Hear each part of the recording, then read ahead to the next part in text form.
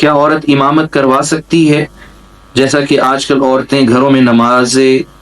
تسبیح باجماعت پڑھا رہی ہیں، عورت خواتین میں امامت کرا سکتی ہے، اور اس میں چونکہ ہمیں مختلف احادیث ملتے ہیں تو اس میں اسی لیے ائمہ کا اختلاف ہے آپس میں۔ عورت خواتین میں امامت کرا سکتی ہے، اس میں کوئی حرج نہیں ہے، اور صلاۃ التسبیح اور اس کی امامت کرنا، نوافل کی امامت کرنا ویسے بھی تین ائمہ کے نزدیک، جن میں امام ابو حنیفہ بھی شامل ہیں، وہ اس کو مکروہ سمجھتے ہیں، نوافل کی امامت کرانا، جس میں صلاۃ التسبیح بھی آ جاتی ہے۔ اور صرف تراویح جو کہ سنتوں میں آتی ہے اس کی امامت کی جا سکتی ہے، اور وطر کی بھی امامت صرف رمضان میں ہوتی ہے، تو خاتون امامت کرا سکتی ہے۔ آپ صلی اللہ علیہ وسلم کے دور میں تو ایک خاتون جو قرآن زیادہ جانتی تھیں، مدینہ کے ایک مضافات میں، وہ امامت کراتی تھیں اور پیچھے مرد بھی ہوتے تھے، اور اس بات کو امام احمد نے لیا ہے۔ پھر وہی بات ہے کہ جتنا علم اللہ تعالیٰ زیادہ عطا فرما دے، اتنا اللہ تعالیٰ پھر ویژن بھی کھول دیتے ہیں۔ یہاں پر اب چونکہ وہ باقی ائمہ کے نزدیک حدیث منسوخ ہوئی ہے، اور پھر وہی بات ہے کہ تفصیل میں جانے کا وقت نہیں ہے کہ آپ صلی اللہ علیہ وسلم نے یہ بات منع فرما دی، باقی ائمہ کے نزدیک ان کو احادیث ملتی ہیں، اور اللہ تعالیٰ اس میں بہتر جانتا ہے۔ نماز جنازہ کو جب آدمی کندھا دیتا ہے، نہیں، نماز جنازہ کو نہیں دیتا، جنازے کو کندھا دیتا ہے، تو اونچی آواز میں کلمہ شہادت کہتا ہے، تو اس کی آواز سن کر جتنے لوگ نماز جنازہ کے ساتھ چل رہے ہیں، جنازے کے ساتھ چل رہے ہیں، سب بلند آواز سے کلمہ شہادت پڑھتے ہیں، قرآن و سنت کی روشنی میں بتائی گئی۔ جنازہ جب ہم لے کے جا رہے ہوتے ہیں تو اس وقت ذکر کرنا، اس میں ہمیں چند احادیث ملے ہیں، اور دبی آواز میں بھی ہے، اونچی آواز میں بھی ہے، اور یہ پھر وہی بات ہے کہ فضائل اعمال میں ہے، ان کی کوئی اتنی اہمیت نہیں ہے۔ ان کو ایشو بنانا اور ایک دوسرے کو غلط قرار دینا، یہ غلط ہے کہ فتنہ اور اختلاف پھیلانا آپ صلی اللہ علیہ وسلم کی سنت میں یہ غلط ہے، اور اس کے غلط ہونے میں کوئی شک نہیں ہے کہ میں یہ کہوں کہ آپ غلط ہیں، آپ کہیں کہ میں غلط ہوں، اور دونوں سنت پہ چل رہے ہوں۔ یہ سب سے بڑی غلطی ہے اور سب سے بڑی گمراہی ہے، اور اس سے بڑی گمراہی اور کوئی نہیں ہے کہ چونکہ میں یہ نہیں جانتا کہ آپ بھی سنت پہ چل رہے ہیں، لہٰذا میں آپ کو غلط قرار دے دوں اپنی علمی اور اپنی جہالت کی بنیاد پہ۔ یہ سب سے بڑی غلطی ہے، اللہ تعالی ہمیں اس بات سے محفوظ فرمائے۔ رہی بات یہ جتنے بھی فضائل اعمال ہیں، اور آپ کو سن کے حیرت ہوگی، آج تک مسلمانوں میں یہ جھگڑا نہیں ہوا کہ ظہر کی نماز یہ 4 پڑھنی چاہیے کہ 5۔ ہاں، یہ جھگڑا ضرور ہوگا کہ ظہر کی نماز کے بعد ہاتھ اٹھا کے دعا کیوں کر دی امام صاحب نے، یہ تو سنت نہیں ہے۔ بھائی ٹھیک ہے، سنت نہیں ہے، لیکن کیا یہ سنت ہے کہ امام صاحب اور جتنے بیٹھے ہوئے ہیں آپ سب کو گالیاں دیں، سب کو کافر قرار دے دیں کیونکہ انہوں نے ہاتھ اٹھا کے دعا مانگی ہے، کیونکہ انہوں نے سنت کو چھوڑا ہے؟ تو پھر آپ نے کون سی سنت اپنا لی؟ ہمارا المیہ سارا کا سارا یہی ہے کہ وہ اعمال جو فضائل کے ہیں اور جن کی اہمیت قرآن و حدیث میں اتنی ہے کہ آپ سب نے کبھی شاید کوئی اشارہ دے دیا ہو اور کبھی اشارہ دیا بھی نہ ہو، ان پر ہم ایک دوسرے کا گریبان اور ایک دوسرے کو کافر اور ان کے نکاح توڑ رہے ہیں۔ ہمیں یہ پرواہ نہیں ہے کہ فلسطین میں، کشمیر میں، افغانستان میں وہ میرا بھائی مر رہا ہے، بہن مر رہی ہے، اس کی عزت لٹ رہی ہے، گھر کے گھر بلڈوز ہو رہے ہیں، وہ خیر ہے۔ پہلے جو اہم ایشوز ہیں میں ان کی طرف تو آ جاؤں، رفع دین کرنا ہے کہ نہیں، یہ اہم ایشو ہے۔ مسلمان بھائی مرتا ہے تو مر جائے، اسلام خطرے میں ہے تو پڑا رہے، رفع دین یہ زیادہ ضروری ہے۔ میرا مسلمان بھائی جس کے بارے میں محمد الرسول اللہ فداہ ابی و امی کعبے کو مخاطب کر کے کہتے ہیں کہ اے اللہ کے گھر، میں اللہ کی قسم کھا کر کہتا ہوں کہ ایک مسلمان کا خون تمہاری عزت، تمہاری حرمت سے زیادہ ہے۔ اس کی تو ہمیں کوئی پرواہ نہیں ہے کہ مرتا ہے تو مرے. یہ جو اہم مسائل ہیں, یہ جو اہم ایشوز ہیں, ان کی طرف تو میں آؤں. یہ آمین بالجہر کہنا, اور اگر نہ کہا تو دین خطرے میں آ جائے گا, اور اگر کہہ دیا تو پھر مسجد کو پاکیزہ کرو.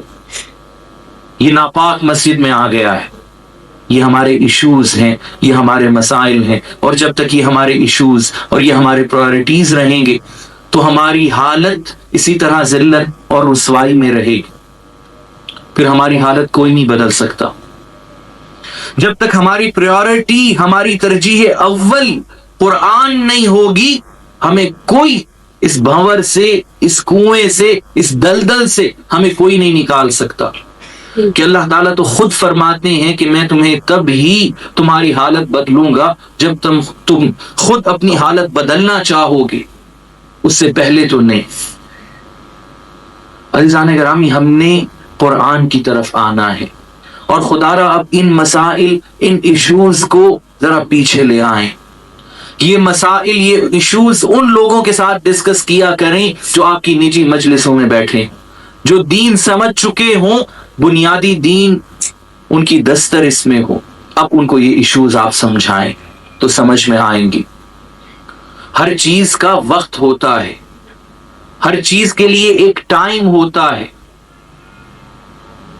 ہمارا پرابلم یہی ہے کہ ہمارا گھر جل رہا ہے اور ہم گھر کے اندر کھڑے ہوئے یہ سوچ رہے ہیں کہ گھر کی یہ جو فلاں دیوار ہے اس پہ پینٹ ذرا کم مدھم پڑ گیا ہے. گھر جل رہا ہے چاروں طرف سے, ہمیں ہمارا دشمن اچک لینے کے لیے, ختم کرنے کے لیے اوپر تول رہا ہے, اور میں سوچ رہا ہوں رفع دین یہ کرنا چاہیے کہ نہیں کرنا چاہیے.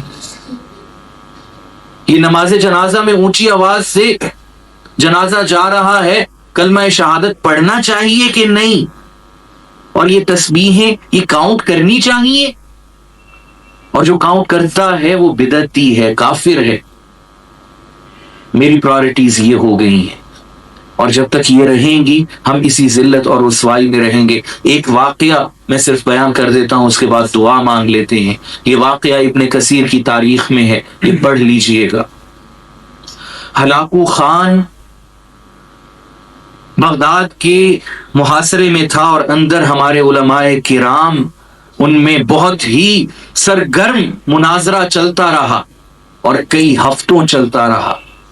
کتنا اہم ایشو تھا جس میں مناظرہ چل رہا تھا کہ کوے کا گوشت حلال ہے, حرام ہے, مکروہ ہے. وہ محاصرہ کیے ہوئے ہے باہر, اور اس نے بغداد کو جب اس نے فتح کیا ہے, فتح ہی کہنا چاہیے, اینٹ سے اینٹ بجا دی, کیونکہ اندر مسلمان تو تھے نہیں. وہ تو تصویریں تھی اسلام کی, بلکہ اسلام پر میں معافی چاہتا ہوں بدنما داغ تھا, جس طرح ہم بن گئے ہیں. اور اندر علماء اس بات پہ بحث کر رہے ہیں, جو روحانی پیشوا ہیں, علمی پیشوا ہیں, کوے کا گوشت, اور اس میں مناظرہ ہو رہا ہے, ایک دوسرے پہ گالیاں, ایک دوسرے پہ علمی باتیں. کوئی فلاں فقہی کتاب کوٹ کر رہا ہے, کوئی فلاں کوٹ کر رہا ہے, کوئی فلاں کو بدعتی کافر قرار دے رہا ہے, اور کوئی فلاں کو.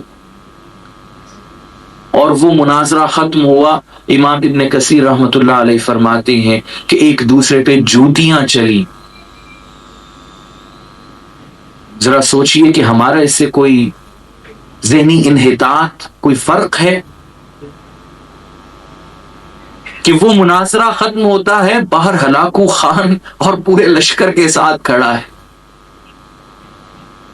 اور اندر کوئی ایسی بات نہیں ہے کہ یہ اپنے آپ کو محفوظ کر سکیں, بچا سکیں. اور وہ اندر آتا ہے اور سارے کے سارے مسلمانوں کو اس طرح ذبح کرتے ہیں کہ دجلہ اور فرات ان کا رنگ بدل جاتا ہے کئی دنوں تک. اور بغداد کا اتنا بڑا علمی سرمایہ سارا کا سارا وہ دریا بورد کر دیتے ہیں, کہ وہ جنگلی قوم تھی, ان کو کیا پتا کہ یہ کتابیں اور یہ لائبریریاں اور یہ کتنا بڑا خزانہ ہے. اور پھر وہی بات کہ وہ قدر کیوں کرتے. جب مسلمانوں نے نہیں کی وہ کیوں کرتے؟ اور یہی بات میں آج عرض کرتا ہوں کہ ہم اوروں کو کیوں بلیم کرتے ہیں؟ ہم فلاں ملک کو فلاں ملک کو فلاں ملک کو ہم کیوں بلیم کرتے ہیں؟ ہم ان کے اوپر انگلی کیوں اٹھاتے ہیں کہ فلاں اس کو چاہیے تھا کہ یو این او میں یہ بات کرتا اور فلاں یو این او میں یہ بات کرتا؟ کیوں کرتا؟ کبھی بھیڑیے نے بھی اپنی عادت بدلی ہے، اپنی فطرت بدلی ہے؟ یہ تو ہمیں سوچنا ہے کہ ہمیں کون سا راستہ اپنانا ہے، انفرادی طور پہ، اجتماعی طور پہ۔ اللہ تعالیٰ عالم اسلام کی مسلمانوں کی حالت بدل ڈالیں اور ہمیں مسلمانوں کو وہی عزت وہی غلبہ عطا فرما دیں جو ہم میں محمد رسول اللہ چھوڑ کر گئے تھے۔ اللہم ارنا الحق حقا وارزقنا اتباعہ وارنا الباطل باطلا وارزقنا اجتنابہ اللہم وفقنا لما تحبه وترضاه من القول والعمل والنية والهدي الحمد لله الذي بنعمته وعزته وجلاله تتم الصالحات اللهم ربنا صل على محمد النبي الأمي وعلى أزواجه أمهات المؤمنين وذريته وأهل بيته كما صليت على آل إبراهيم في العالمين إنك حميد مجيد وبارك وسلم عدد خلقك ورضا نفسك وزنة عرشك ومداد كلماتك اللهم اغفر لنا ولوالدينا اللهم اغفر لنا ولوالدينا اللهم اغفر لنا ولوالدينا ولجميع المؤمنين والمؤمنات والمسلمين والمسلمات إنك سميع مجيب الدعوات ربنا اغفر لنا ولإخواننا الذين سبقونا بالإيمان ولا تجعل في قلوبنا غلا للذين آمنوا ربنا إنك رؤوف رحيم۔ اے اللہ اپنی محبت اپنی معرفت نصیب فرمائیے، اے اللہ اپنا قرب حقیقی نصیب فرمائیے، اے اللہ آپ صلی اللہ علیہ وسلم کی محبت ہمارے دلوں میں ڈال دیجیے، اے اللہ آپ صلی اللہ علیہ وسلم کا اتباع کرنے کی توفیق نصیب فرمائیے،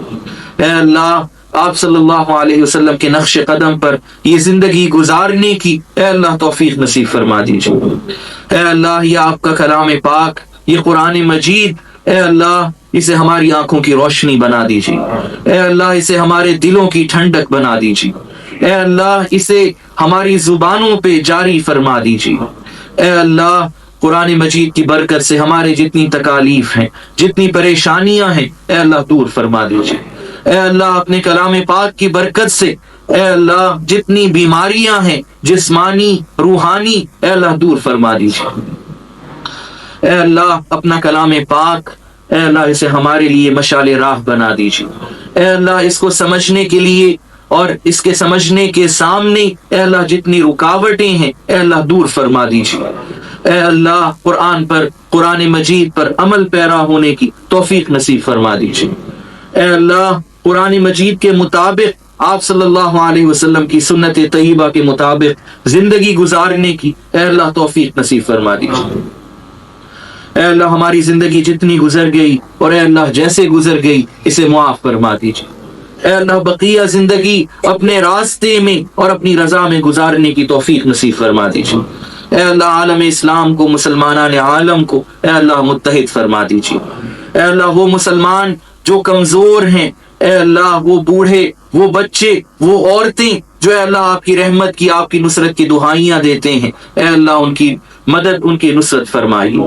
اے اللہ ہمیں اتنی توفیق نصیب فرمائیے کہ اے اللہ ہم اپنی بھی حفاظت کر سکیں اے اللہ ان کی بھی مدد کر سکیں،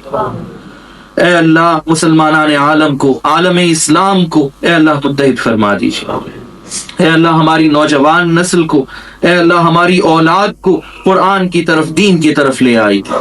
اے اللہ آپ سے ہر وہ خیر ہر وہ اچھائی مانگتے ہیں جو آپ سے محمد رسول اللہ صلی اللہ علیہ وسلم نے مانگی اور آپ کے نیک بندوں نے آپ سے مانگی، اور اے اللہ آپ سے ہر اس شر ہر اس برائی سے آپ کی پناہ میں آتے ہیں آپ کی حفاظت میں آتے ہیں جن سے محمد رسول اللہ صلی اللہ علیہ وسلم نے آپ کی پناہ مانگی اور آپ کے نیک بندوں نے آپ کی پناہ مانگی۔ ربنا تقبل منا انك انت السميع العليم وتب علينا انك انت التواب الرحيم صلى الله وسلم على خير خلقه محمد وعلى آله واصحابه اجمعين آمين برحمتك يا ارحم الراحمين۔ عزیزان گرامی ایک